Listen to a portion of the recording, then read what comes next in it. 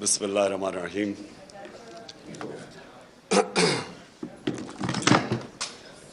ایاک نعبد و ایاک نستعین۔ میں سارے اسپیکرز کو بڑے رسپیکٹفلی آپ سب کو ایڈمائر کرنا چاہتا ہوں۔ میں ایڈمائر اس لیے کرنا چاہتا ہوں کہ میں سمجھتا ہوں کہ آپ جہاد لڑ رہے ہیں۔ جہاد کی ڈیفینیشن کیا ہے؟ ظلم کا مقابلہ کرنا، ناانصافی کے سامنے اپنی آواز بلند کرنا۔ جو ساری انسانی تاریخ آپ اٹھا کے پڑھ لیں تو اس میں ہمیشہ قوموں کی زندگی میں وہ دور آتے ہیں جب انسانوں کو کنٹرول کرنے کی کوشش کی جاتی ہے۔ یہ جس کو ہم ڈکٹیٹرشپس کہتے ہیں، فیشزم کہتے ہیں، بادشاہت، یہ ساری جو آپ انسانی تاریخ دیکھیں تو کوشش یہ ہوتی ہے کہ انسانوں کو، جو اوپر بیٹھا ہوتا ہے بادشاہ یا ڈکٹیٹر، اس کی کوشش ہوتی ہے کہ انسان کی سوچ کو کنٹرول کر لے، اس کے اوپینینز کو کنٹرول کر لے، معاشرے کو کنٹرول کر لے۔ اور وہ کنٹرول کیوں چاہتا ہے؟ وہ معاشرے کی بہتری کے لیے نہیں چاہتا، وہ خود پوری پاور چاہتا ہے کہ وہ انسانوں کے اوپر راج کرے، بلکہ ایک چھوٹا خدا بننا چاہتا ہے، زمین کے اوپر ایک خدا بننا چاہتا ہے۔ اور انسانی تاریخ میں یہ بھی چیز ہے کہ زیادہ تر وہ معاشرے اوپر گئے ہیں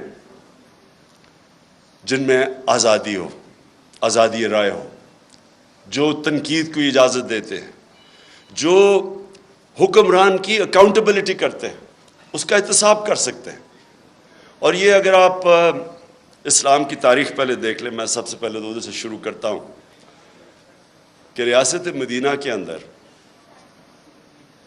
دو انسیڈنسز ہیں۔ ایک کہ حضرت علی رضی اللہ تعالیٰ ایک یہودی شہری سے کیس ہار جاتے ہیں کیونکہ قاضی ان کی گواہی قبول نہیں کرتا۔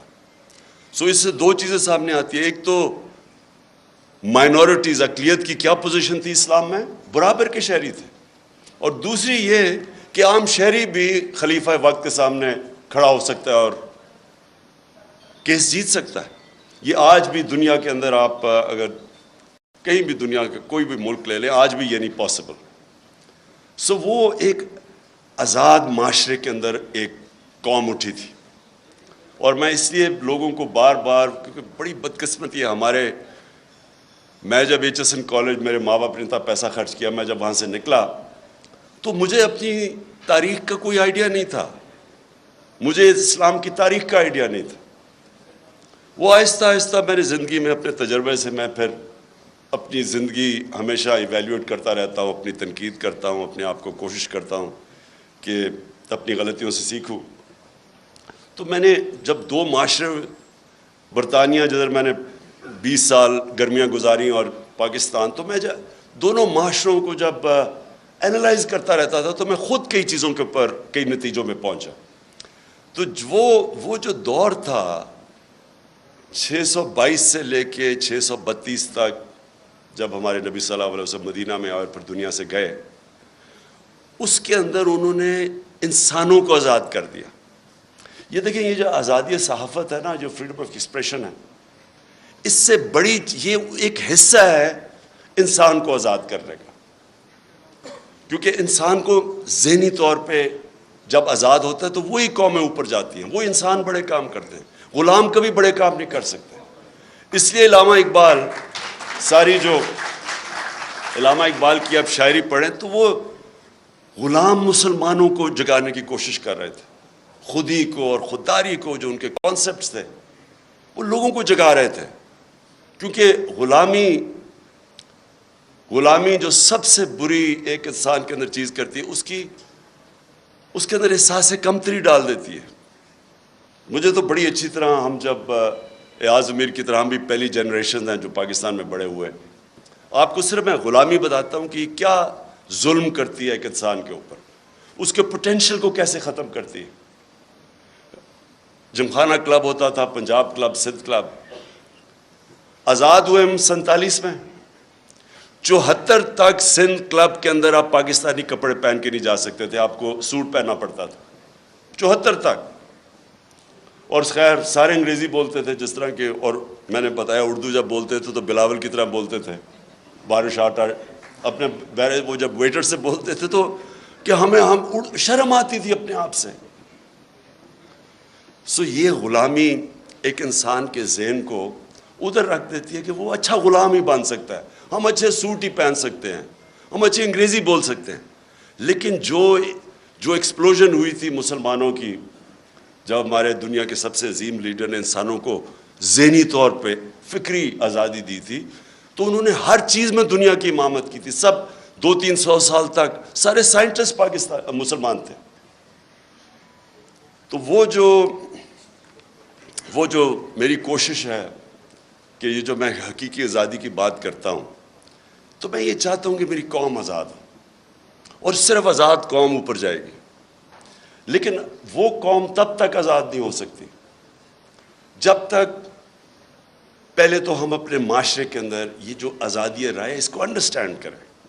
مجھے کہتے ہیں لوگ کہ جی آپ کے دور پہ تھے تو آپ نے پتہ نہیں کوئی سختیاں کی. پہلے تو میں یقین آپ کو دلاتا ہوں, میں نے کبھی مجھے آزاد میڈیا سے خوف نہیں ہوا. نہیں, اس کی وجہ آپ ڈرتے تب ہیں, کیوں ڈکٹیٹرز ڈرتے ہیں, یا کیوں جب بھی کوئی آپ دیکھ لینا مڈل ایسٹ کے اندر جو بادشاہ تھا وہاں کوئی آزادی رائے نہیں ہے. کیوں ہے؟ کیونکہ وہ کنٹرول چاہتے ہیں لوگوں کا. کرپٹ پولیٹیشنز, نواز شریف نے, مجھے ابھی بھی یاد ہے 97-98 میں ہوگا کہ وہ نجم سیٹھی کو اس نے تنقید کی اس کی کرپشن پہ, اس نے اس کو بند کر کے 3 دن مار پڑوائی. اور میں افسوس کرنے گیا تو ابھی یہ عمران ریاض بات کر رہا تھا, وہاں یہ نہیں انہوں نے کہا کہ مجھے بڑی پاکستانیوں سے کال آئی جب نجم سیٹھی کو اس نے مار پڑوائی نواز شریف نے. اس نے کہا مجھے اسٹروپ ٹالبوٹ سے کال آئی ہے, امریکہ سے کال آئی ہے کہ جی بڑا ظلم ہو گیا. کیوں یہ ان کو خطرہ ہوتا ہے؟ کیونکہ انہوں نے کرپشن کی ہوتی ہے. جب کرپشن کی ہوتی ہے تو ان کو کنٹرول کرنا ہوتا ہے, اور یا پھر تم نے قانون توڑنے ہوتے ہیں. میں نے صرف مجھے ایک ایشو ہوتا تھا. دیکھیں, آزادی رائے کا مطلب یہ نہیں کہ آپ لوگوں کی توہین کریں, سلانڈر کریں. اب میں کیونکہ انگلینڈ میں نے کیس لڑا ہوا ہے عدالت کے اندر ڈیفیمیشن کا, تو وہاں تو اگر آزادی رائے ہے تو ساتھ پورا یہ بھی آپ کو چیک اور بیلنس ہے. آپ ہر کچھ کسی کی پگڑی نہیں اچھال سکتے, تو لوگوں کو موقع ملتا ہے کہ عدالت میں جا کے اپنی عزت بحال کرے یا ڈیفیمیشن کے کیس کرے. بدقسمتی سے میں پرائم منسٹر تھا, میرے اوپر اسی نجم سیٹھی نے کوئی بڑی غلط باتیں رکھی, میں اس کو عدالت میں لے گیا. میرے دور میں تو وہ کیس لگا ہی نہیں. تو پرائم منسٹر کو ہی اگر انصاف نہیں ملتا تو بیچارے عام لوگوں کو کیا ملنا ہے. جب آپ کے پاس آزادی آتی ہے اس کے ساتھ ذمہ داری بھی آتی ہے. میں نے جتنا ٹائم برطانیہ میں گزارا اس کے ساتھ ذمہ داری ہوتی ہے آزادی کے ساتھ. اب میں دوسری چیز پہ آتا ہوں, پاکستان میں کیا ہو رہا ہے. میں نے ابھی ایاز امیر نے بڑی ڈیٹیلز میں اس چیز کے اوپر بات کی. میں اپنی ذرا ایوولوشن بتاتا ہوں کہ ہم جب 90s کے اندر تماشا دیکھ رہے تھے, دونوں پارٹیز آئیں, 2 دفعہ کرپشن میں دونوں کو نکالا گیا, تو تب ہمارے ان دونوں پارٹیز کو دیکھ کے میرے بھی ذہن میں آیا کہ شاید کم کرپشن ہوگی کہ اگر ملٹری اس سے بہتر ہوگی. یہ ہم نے واقعی سوچنا شروع کر دیا کہ اس سے بہتر تو ہے. وہ ضیاء کے زمانے میں گروتھ ریٹ بھی زیادہ تھی, اکانومی بھی آگے تھی, لگ رہا تھا. تب وہ اور چیز ہے کہ تنقید نہیں تھی, تو اس سے کئی چیزیں پتہ ہی نہیں چلتی تھی. تو ہم نے بھی یہ سوچنا شروع کیا, کیونکہ انہوں نے جو دونوں دفعہ کرپشن میں گئی, ان کے اوپر دونوں نے ایک دوسرے کے اوپر جو کیسز بنائے کرپشن کے, کوئی سر مال تھا, کوئی ہدایبہ پیپر مل تھی. مجھے یاد ہے فاروق لغاری جب وہ کیئر ٹیکر گورنمنٹ آئی 96 میں, تو انہوں نے مجھے پوری فائلیں دی کہ بے نظیر اور زرداری نے $1.5 ارب ملک سے نکالا. میں اب بات کر رہا ہوں 96 کی, اور نواز شریف نے بھی $1.5 بلین ملک سے باہر نکالا. تو میں تو پالیٹکس میں آئی کرپشن کے خلاف تھا. دیکھیں, اور کرپشن جو ہے نا وہ ایک سمٹمز ہے جس ملک کے اندر قانون کی بالادستی نہ ہو. جدھر رول آف لا نہیں ہوتا ادھر کرپشن ہوتی ہے. رول آف لا بھی میں ایکسپلین کر دوں کہ طاقتور کے لیے جب تک آپ قانون کے نیچے نہیں لے کے آتے وہ رول آف لا نہیں ہے, وہ پھر طاقت کی حکمرانی ہے جو جنگل کا قانون ہے. تو میں نے جب دیکھا کہ یہ دو باری لے کے آئے اور دونوں آ کے نواز شریف نے جتنی دیر میں پرائم منسٹر تھا اتنی اس سے کم ٹائم میں اس نے 17 فیکٹریاں بنا لی, 3 سال کے اندر 17 فیکٹریاں بنا لی اور گورنمنٹ بینکس سے قرضے لیے. اب یہ جو میں فرق کیا تھا, میں نے برطانیہ کا سسٹم دیکھا ہوا تھا, ان کی پارلیمنٹ دیکھی ہوئی تھی, ان کے پولیٹیشنز کے اوپر میں نے جو ان کے اوپر چیکس اور بیلنسز ہیں, جو ان کی اخلاقیات ہے وہ میں نے دیکھی ہوئی تھی. تو ہم چاہتے تھے ہمارا بھی ملک آگے بڑھے. انہوں نے آتے ساتھ ہی دونوں پارٹیز نے مل کے سب لگ گئے پیسہ بنانے کے لیے. تو میں آیا تھا کرپشن کے خلاف, اور آپ جب مشرف کا دور آیا تو مجھے یاد ہے جنرل امجد نے فائلیں دکھائی ان کی چوری کے اوپر, بتایا کہ انہوں نے کتنی کرپشن کی ہوئی ہے. اور ہم نے جنرل مشرف کی شروع میں سپورٹ اس لیے کی کہ ہم سمجھے کہ جنرل مشرف واقعی کرپشن ختم کرنے آیا ہے.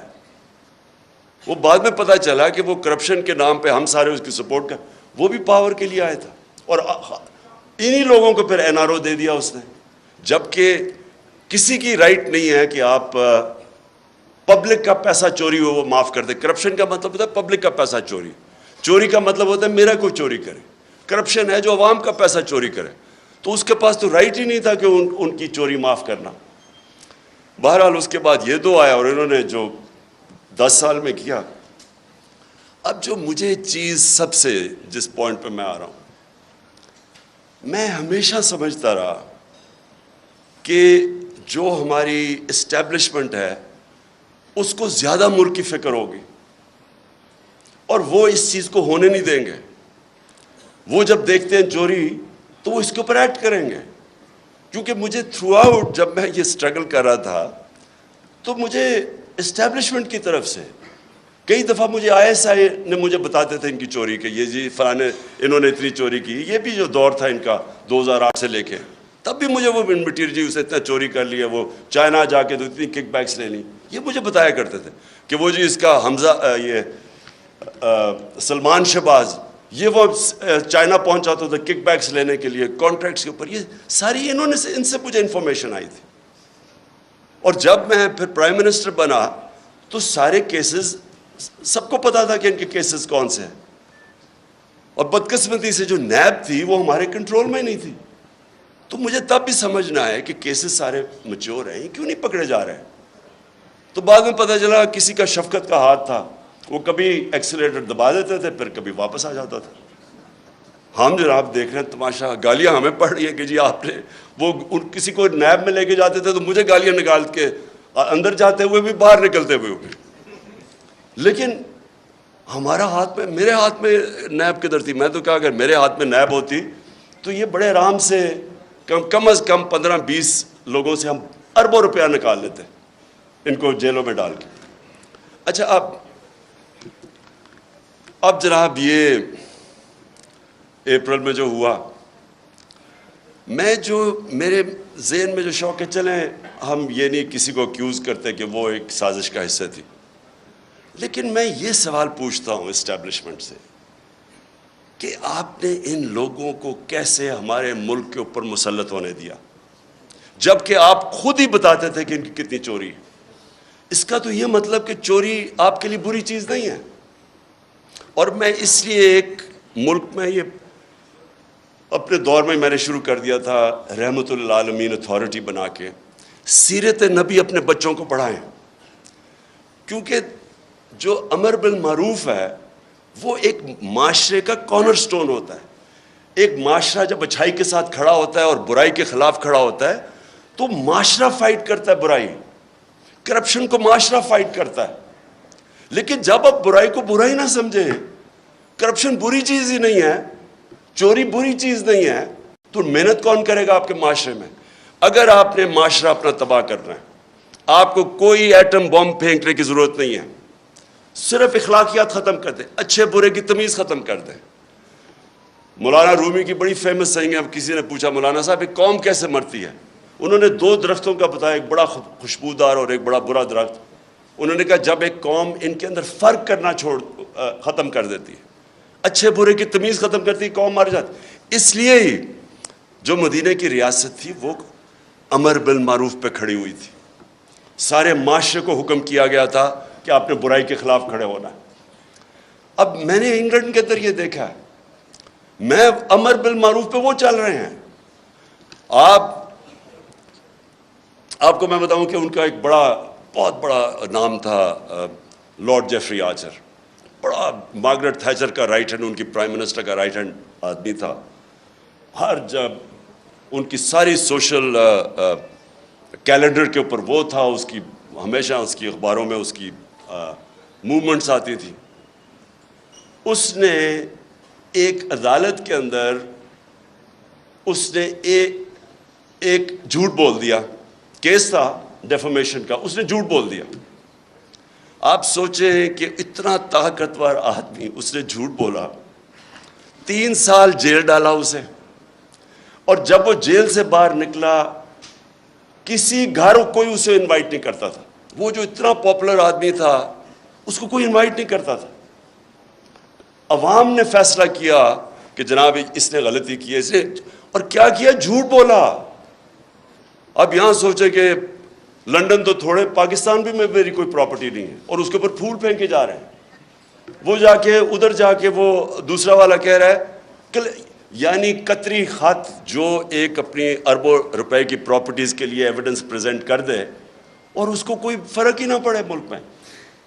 ایک برنی میڈوف ملٹی بلینر بن گیا امریکہ کے اندر. اس کے بعد اسے پتا چلا کہ جی برنی میڈوف نے جو پیسہ بنایا تھا وہ ایک پونزی سکیم تھی, یعنی ایک فراڈ سے بنایا تھا. اس کے 2 بیٹے تھے اور بیوی, ان کو بھی نہیں پتا تھا. جیسے ہی پتا چلا ان کو کہ یہ فراڈ میں پکڑا گیا, جب اسے پکڑا, ایک بیٹے نے خودکشی کر لی, مطلب کہ میں معاشرے میں نہیں اب رہ سکتا. دوسرا بیٹا سولٹری, یعنی اپنے آپ کو اس نے آئسولیٹ کر دیا اور 2 سال کے بعد مر گیا. بیوی نے طلاق دے دی, یعنی اس کی اپنی فیملی نے اس کو ڈسون کر دیا. سنگاپور کے اندر 2 لی کوان یو جو سنگاپور کا بڑا اسٹیٹسمن تھا, 2 اس کے وزیروں کو جب کرپشن میں پکڑ گئے خودکشی کر لی. دیکھیں معاشرہ, جب معاشرہ کرائم فائٹ کرتا ہے تب کرائم آپ جیتتے ہیں. اب میں جب تھا, جی فلانے نے پیسہ ادھر کر دیا, اس نے ادھر کر دیا, کس کو پکڑیں گے آپ جب تک معاشرے کے اندر آپ یہ اچھے برے کی تمیز نہیں دیں گے. اور ادھر میڈیا کا بہت بڑا ہاتھ ہے. اب ابھی آپ نے بات کی کہ جی دیکھیں کوئی سچ فلانے کے لیے اور کوئی سچ عمران خان کے لیے, ٹھیک کہہ رہے ہیں, یہ بالکل آپ ٹھیک کہہ رہے ہیں کہ گورننس, کوئی کہے گا کہ عمران خان کی بہتر ہے, کوئی کہے گا کہ شہباز شریف کی بہتر ہے, کہہ سکتے ہیں کیونکہ ڈفرینٹ اوپینینز ہے. کوئی کہے گا کہ اکانومی اس ٹائم میں بہتر تھی, کوئی کہے گا میرے ٹائم میں, یہ بالکل ٹھیک ہے. لیکن جب کوئی لوگ کرپشن کے اندر 16 ارب روپے کی corruption open and shut case میں, اگر ایف آئی اے اس کا انڈر ٹرائل ہے, اس کو آپ کیسے کہہ سکتے ہیں کہ جی وہ میری رائے اور فرق ہے اور اس کی رائے فرق ہے. وہ تو اس کا مطلب کہ جب اب نواز شریف جھوٹ بول کے 4 ارب روپے کی پراپرٹیز ہیں لنڈن کے اندر جدھر ہی ہیں, اس کے بیٹے نے ایڈمٹ کیا کہ یہ بینیفیشری اونر ان پراپرٹیز کی مریم نواز ہے. مریم نواز جب چھوٹی تھی, جب پراپرٹیز نہیں, اس کا مطلب نواز شریف کا پیسہ ہے. کیا وجہ ہے کہ آج تک اس کو کئی لوگ لیڈر مانتے ہیں, بلکہ اسکیم پوری ایک کوشش ہو رہی ہے کہ اس کو پاکستان کے اندر ابھی پھر کہ عمران خان کو بھی ڈسکوالیفائی کرو اور پھر کہیں جی اچھا دونوں کو ہم الیکشن لڑنے کی اجازت دے دیتے ہیں, یعنی مجھے اور اس کو ایک ہی جگہ پہ کھڑا کر دیا. اتنے بڑے لٹیرے کو کہ یہ کہہ رہے ہیں کہ جناب عمران خان وہ کیونکہ پتہ نہیں وہ اس کیس کے اندر الیکشن کمیشن. دیکھیں یہ ہمارا سب سے بڑا چیلنج ہے, اور ادھر میڈیا کا بہت بڑا رول ہے, بیکاز میڈیا عوام کے اوپینین کو شیپ کرتا ہے. جس طرح کہ اسحاق ڈار جب گیا ہارٹ ٹاک کے اوپر, تو اس نے جو اس کا حال کیا ہے, کوئی بھی ویکنس جس میں ہو, یہ جس کے اوپر کرپشن کی, وہ نہیں جا سکتے میڈیا کے اوپر, وہ چھپتے ہیں میڈیا سے. یا ہر روز شام کو جن کے اوپر اربوں روپے کرپشن کے کیسز ہیں وہ جا کے بٹھا دیتے ہیں ایک بیچارہ پی ٹی آئی کا معصوم سا ہے وہ بٹھا دیتے ہیں ساتھ, وہ پنچنگ چل رہی ہوتی ہے, تم چور ہو تم چور ہو. سو میری سب سے یہ جو اور اسی کے اوپر میں آ رہا ہوں کہ جب ہماری اسٹیبلشمنٹ کو پتہ تھا ان کی پاس کتنے سال 30 سال سے یہ ملک کو لوٹ رہے ہیں, سارے ان کے پاس کیسز, مجھے انہوں نے دکھایا ہوا, میں سوال یہ پوچھتا ہوں کہ انہوں نے کیسے ان کا راستہ نہیں روکا؟ اگر ملک کی فکر ہے تو کیسے آپ ان کو اجازت دے دیتے ہیں؟ ایک تو ہمیں پتہ ہے کہ امریکہ کا انٹرسٹ, امریکہ کی جو پالیسی ہے وہ اپنے انٹرسٹ پروٹیکٹ کرتے ہیں. ان کا ہے کہ جی وہ پاکستان ہمیشہ ایک ٹیلی فون کرو تو جو کام کروانا چاہے یہاں سے کرنے کے لیے تیار ہیں. اس کا یہ نہیں مطلب کہ اگر آج میں کہتا ہوں کہ بیسز نہیں دے رہے, یا میں کہتا ہوں میں نے روس جا, یہ نہیں کہ میں اینٹی امریکن ہوں. میں ان کا اپنا انٹرسٹ ہے, ہمارا کام ہے اپنے لوگوں کے انٹرسٹ پروٹیکٹ کرنا, یہ اینٹی نہیں ہے. لیکن ان کو اتنی عادت پڑی ہوئی ہے یہاں کہ یہ ہاتھ باندھ کے سامنے کھڑے ہو جاتے ہیں. تو یہ مجھے ایشو ہے کہ کیسے ایک باہر سے, ہمیں پتہ ہے ڈونلڈ لو, وہ تو سب کے پاس اس کا جو سائفر تھا وہ تو سب کے پاس ہے, وہ تو آرمی چیف کے پاس بھی گیا تھا, پریزیڈنٹ پاکستان کے پاس بھی گیا, میرے پاس آیا, فورن آفس کے پاس, تو وہ تو ہمارے پاس پتہ تھا کہ وہ ایک انڈر سیکرٹری کہتا ہے کہ عمران خان کو اگر نہیں ہٹاؤ گے تو کانسیکوینسز ہوں گے پاکستان کے لیے. لیکن میں حیران ہوں کہ جب یہ بھی پتہ تھا کہ باہر سے سازش ہے, یہ بھی پتہ تھا کہ ہمارے لوگوں کو پیسے دے کے خریدا جا رہا ہے, اور یہ بھی پتہ تھا کہ چور ریپلیس کرنے والے ہیں جن کے اوپر کرپشن آپ کے دور میں کیسز بنے ہوئے ہیں, پھر کیسے ان کو اس ملک پہ مسلط ہونے دیا؟ کیونکہ اسٹیبلشمنٹ کے پاس پاور ہے, ان کے پاس اس وقت سب سے زیادہ پاور ہے, تو پاور کے ساتھ ذمہ داری آتی ہے. یہ نہیں ہو سکتا کہ پاور آپ کے پاس ہے اور ذمہ داری کسی اور کے پاس ہے. اتھارٹی اور پاور ساتھ ساتھ جاتے ہیں. جب یہ اوپر آئے ہیں تو آپ جتنا مرضی کہیں ہم نیوٹرل ہیں, جو مرضی آپ کہیں ہم نیوٹرل ہیں, تاریخ کے اندر لوگ آپ کو بلیم کریں گے یہ جو ملک کے ساتھ کیا ہے. یہ جو اوپر آ کے اوپر بیٹھے ہیں, تاریخ لکھی جا رہی ہے پاکستان کی کہ کیسے آپ نے ان لوگوں کو ہمارے پر مسلط ہونے, اور جو 4 مہینے میں ہوا ہے پاکستان کے ساتھ, ان 4 مہینے میں جو مہنگائی کے اوپر سپوزٹلی آئے تھے, اور آج جو مہنگائی ہے. اور میں آخر میں اب بات کرتا ہوں, اب کوشش کیا کی جا رہی ہے؟ پہلے ان چوروں کو مسلط ہونے دیا, ان کی کوشش یہ تھی کہ اچھا جی وہ ہٹائیں گے, جب یہاں تو گورنمنٹ جب ہٹتی ہے لوگ مٹھائیاں بانٹتے, وہ نہیں ہوا, پبلک نکلا ہی سڑکوں پہ, کبھی پاکستان میں اس طرح پبلک نہیں نکلی. اور اس کے بعد جو 17 جولائی کا بائی الیکشن ہوا وہ ایک اور شوق مل گیا, جب الیکشن کمیشن بھی ملی, انتظامیہ بھی, یہاں بڑا مشکل ہے, یہ تو ایکسپرٹس ہیں دھاندلی کے, تو ادھر بھی جیت گئی تحریک انصاف.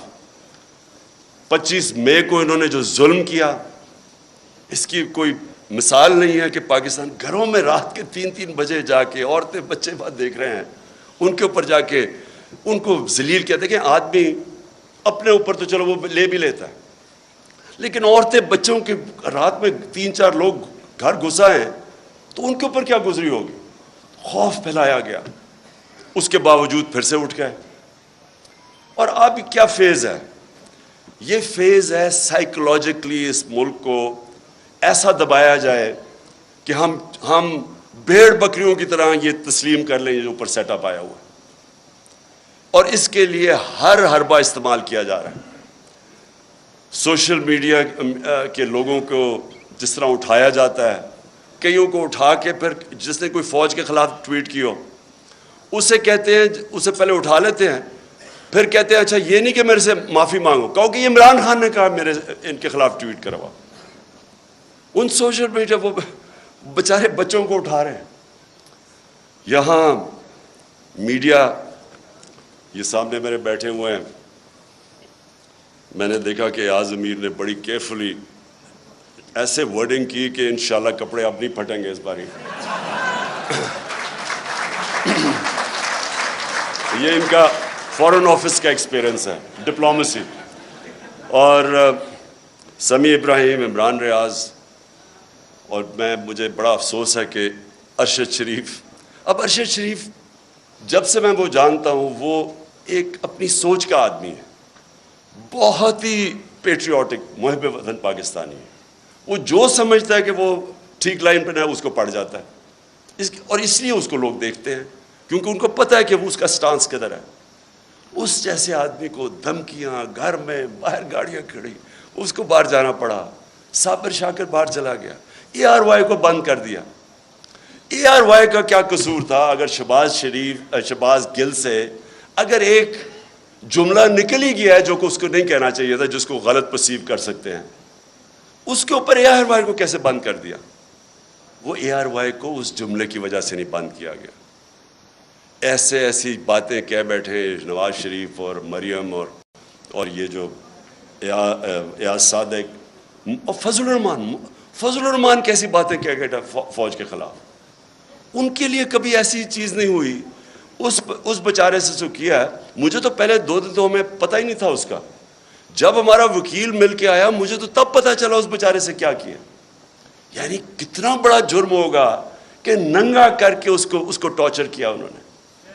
یعنی ایک انسان کی ڈگنیٹی کہ اس کو پہلے آپ ننگا کریں, پھر اس کو بری طرح اتنی مارا اور انہوں نے اس کے سر کے اوپر بند کر کے پتہ نہیں کہیں پھرایا. مینٹلی اسے اتنا ٹارچر کیا کہ وہ بالکل بریک کر دیا اس کو. اور اسے کلوا کہہ رہے ہیں کہ جی یہ کہو کہ عمران خان نے یہ سینٹنس کہا تھا تمہیں یہ بولنے کا. اس کے پیچھے اس کو بند کیا ہوا, اور اس سے جو بیچارہ جو اسے حال کیا, مجھے تو یعنی میرے خیال میں کہ ہمارا معاشرہ ادھر گر رہا ہے, اللہ کرے کہ اس سے اور نیچے نہ جائے. مجھے تو شرم آتی ہے یہ کر کیا رہے ہیں, اور کر کیا رہے ہیں وہ ان چوروں کو اوپر مسلط کرنے کے لیے ہمیں ایکسیپٹ کروا رہے ہیں ان کو. سب سے خوفناک چیز یہ ہے, اچھا کوئی بہت بڑا منصوبہ ہو, کوئی پاکستان کی بہتری ہو, چلے جی ہم یہ آپریشن بھی ٹالریٹ کر لیں. یہ چور جو 30 سال سے ملک کو پیسہ چوری کر رہے ہیں, 26 سال میں ان کے اگینسٹ جہاد کر رہا ہوں, ان کو ایکسیپٹ کروانے کے لیے میڈیا کا منہ بند, خوف پھیلا رہے ہیں, لوگوں کو ڈرا رہے ہیں, اور پھر آگے پلاننگ کر رہے ہیں کہ کسی طرح تحریک انصاف ٹوٹ جائے گی. ہمارے لوگوں کو کال کر رہے ہیں, ہمارے MNAs کو کال کر رہے ہیں, ہمارے سینئرز کو اپروچ کر رہے ہیں, خوف پھیلا رہے ہیں ان کے اندر. اور میں اس لیے آج ساری اپنی قوم کے سامنے کہنا چاہتا ہوں کہ دیکھیں یہ واقعی ایک پاکستان کا ڈیفائننگ مومنٹ ہے. میں پھر سے کہوں گا کہ آز امیر اور میں, ہماری وہ جنریشن ہے جو پاکستان کے ساتھ بڑی ہوئی ہے. میں نے کبھی اپنی قوم کے اندر یہ شعور نہیں دیکھا, ایسی بیداری نہیں دیکھی. فیملیز رات کے 12 بجے تک جلسے اٹینڈ کر رہی ہیں.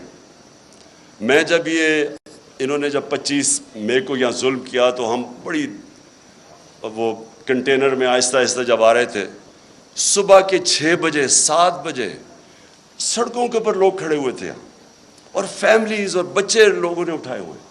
یہ کوئی بھی, میں یہ چیلنج ان کو کرتا ہوں, آپ جو مرضی کر لیں, جتنا مرضی خوف پھیلا لیں, یہ جو اس وقت اس ملک میں بیداری ہے اور یہ جو قوم اٹھ رہی ہے, آپ کچھ بھی نہیں کر سکیں گے. آپ جو مرضی کر لیں, یہ قوم,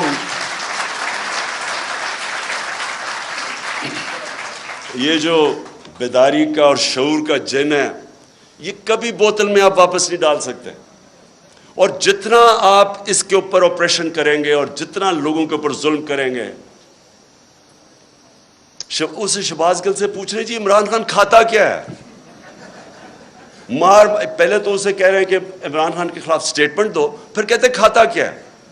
میں آپ سب کو بتانا چاہتا ہوں کہ یہ ایسے نہیں وہ پوچھ رہے کھاتا کیا ہے کہ ان کو میری ڈائٹ کی اتنی فکر نہیں ہے. 4 شہباز شریف کے جو گواہ تھے FIA کے 16 ارب کے کرپشن کیس کے اندر, 4 گواہ 2 مہینے کے اندر ہارٹ اٹیک سے مرے ہیں. ان کو کھانے کا ہی پتا تھا کہ وہ کھاتے کیا ہیں. اس کا جو انویسٹیگیٹر تھا ڈاکٹر رضوان FIA کا, وہ ہارٹ اٹیک سے مرا. جو دوسرا انویسٹیگیٹر تھا اس کو ہارٹ اٹیک ہوا لیکن بچ گیا. اور یہ کھاتے کیا ہیں پتہ ہوتا ہے تو یہ پھر ان کو آگے پھر کیسے ان کو ٹھکانے لگاتے ہیں. تو میں یہ آخر میں اپنے نیوٹرلز کو پیغام دینا چاہتا ہوں. کیا آپ کو فکر ہے اس قوم کی؟ بالکل یاز امیر نے ٹھیک بات کی. آپ کو پتہ ہے ملک کدھر جا رہا ہے؟ کیا کسی ملک کی جو معیشت کا اس وقت حال ہے، کیا جب تک پولیٹیکل سٹیبلٹی نہیں آتی معیشت ریکور کر سکتی ہے؟ معیشت کیسے آپ کی ٹھیک ہوگی جب ایک ملک میں کسی کو واقعی نہیں پتا، مجھے نہیں پتا، کسی کو نہیں پتا کہ 1 مہینے 2 مہینے 3 مہینے میں کیا ہوگا. میں نے اگر آج معیشت اس طرح اوپر جاتی ہے، دولت میں اضافہ تب ہوتا ہے جب ملک میں انویسٹمنٹ ہوتی ہے، نوکریاں ملتی ہیں، ویلتھ کریشن ہوتی ہے. تو جو بھی انویسٹمنٹ کرتا ہے وہ پہلے دیکھتا ہے کہ آج اگر میں پیسہ انویسٹ کروں گا تو 3-6 مہینے 1 سال کے بعد اس کو سرٹنٹی چاہیے ہوتی ہے، اس کو سٹیبلٹی چاہیے ہوتی ہے اگر پیسہ اس نے انویسٹ کر رہا ہے. آج کون انویسٹ کرے گا؟ اور یہ اگر یہی آپ کا خیال ہے کہ بہت بڑی اچیومنٹ ہو گئی کہ جی وہ ابھی سعودی عربیہ سے پیسہ آ جائے گا اور ادھر سے آ جائے گا پیسہ UAE سے یا چائنا نے، اس سے تو یہ تو کینسر کا علاج ڈسپلن سے کر رہے ہیں آپ. اگر ویلتھ کریشن ہی نہیں ہو رہی اور آپ قرضے لیتے جا رہے ہیں تو قرضے تو واپس کرنے ہیں آپ نے، تو ڈیٹ سروسنگ تو بڑھتی جا رہی ہے. ہم جب پہلا سال تھا تو جتنا ہم نے ٹیکس اکٹھا کیا آدھا ٹیکس چلا گیا ڈیٹ سروس، قرضوں پہ سود دینے پہ، تو سارے ملک کے لیے آدھا ٹیکس رہ گیا. سو اس لیے یہ کوئی حل ہے کہ آپ سمجھیں کہ تھوڑے قرضے آ گئے تو چلو تھوڑا اور ملک آگے چل جائے گا؟ حل اس کا یہ ہے پولیٹیکل سٹیبلٹی میں، اور پولیٹیکل سٹیبلٹی صرف آئے گی فری اینڈ فیئر الیکشن سے. اس کے علاوہ صاف اور شفاف، میں آج چیلنج کرتا ہوں، صاف اور شفاف الیکشن کے علاوہ مجھے کوئی بتا دے کہ پاکستان میں سٹیبلٹی کیسے آئے گی. اور پولیٹیکل سٹیبلٹی نہیں آئے گی، اکنامک سٹیبلٹی نہیں آئے گی، اور اکنامک سٹیبلٹی نہیں آئے گی تو یہ ملک تو نیچے جا رہا ہے، قرضے چڑھتے جا رہے ہیں، حل تو کسی کے پاس ہے ہی نہیں. اس لیے میں اپنے نیوٹرل سے آخر میں یہ کہتا ہوں کہ ابھی بھی وقت ہے، ابھی بھی ٹائم ہے، اپنی پالیسیز ریویو کریں. بند کمروں میں کئی دفعہ فیصلے ہوتے ہیں، وہ فیصلے اچھے نہیں ہوتے. آپ کو ریویو کرنے چاہیے اور سوچنا چاہیے کہ ہم نے یہ ملک 22 کروڑ کے لوگ ہیں، ینگ پاپولیشن ہے، 60% آبادی ہماری 30 سال کی عمر سے کم ہے، ان کو نوکریاں چاہیے. اور اگر اس وقت صحیح فیصلے نہیں ہوں گے اور یہ کمپاؤنڈ فیلئر کیا جائے گا کہ انہی لوگوں کے اوپر کوشش کریں گے کہ سختی کر کے آپریشن کر کے کہیں ہم ان چوروں کو ایکسیپٹ کر جائیں. میں اپنی طرف سے تو کہنا چاہتا ہوں ان کے نیچے، میں اگر مجھے کوئی کہنا کہ ان کے نیچے میں نے اب اپنی زندگی گزارنی ہے، میں سمجھوں گا کہ مجھے موت اس سے زیادہ بہتر ہے بجائے ان چوروں کے نیچے میں اپنی زندگی گزاروں. شکریہ.